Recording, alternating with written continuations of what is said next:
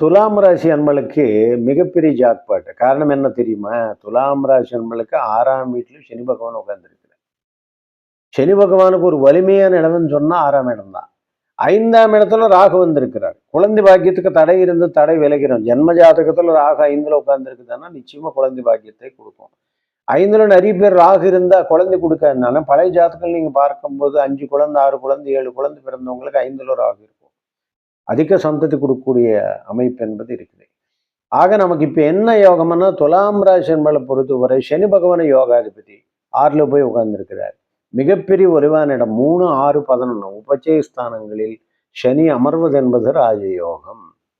அது மட்டும் இல்லாம மிகப்பெரிய தனயோகத்தை தரக்கூடிய நிலை என்பது விசேஷமா காணப்படுகிறது.